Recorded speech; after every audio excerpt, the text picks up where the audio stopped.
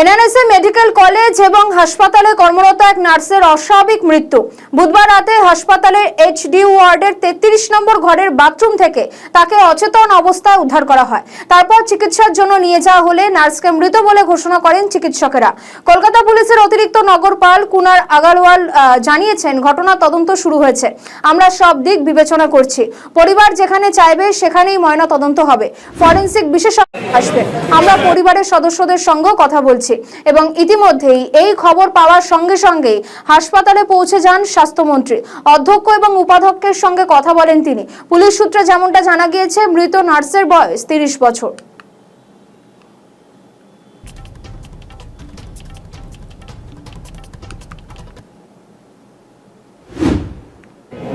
NRS hospital के मोबाइलটা correct করে তো মোবাইলটা একটু খারাপ হয়ে গেছে dead he was a nurse of the gynae ward.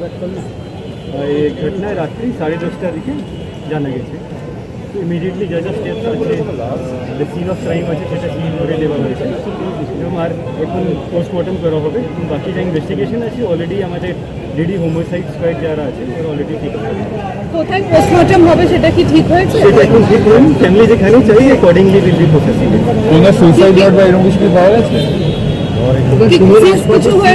এরকম কিছু পাওয়া গেছে বলছি, it is too early to say. এখন সেই মতন আমরা ইমিডিয়েটলি কিছু পাইনি, আমরা জাস্ট ভিজিট করলাম স্পট। কিছু হয়েছে ওখান থেকে ইনসিডেন্ট? তিনটে সিরিয়াস ক্রাইম আছে। যা ট্রলিতে ছিল মোশনলেস অবস্থায় সেখানে উনি ছিলেন, ট্রলিকে সিজ করা হয়েছে, স্ট্রেচারকে সিজ করা হয়েছে এবং তিনটে সিন অফ ক্রাইমকে সিজ করা হয়েছে।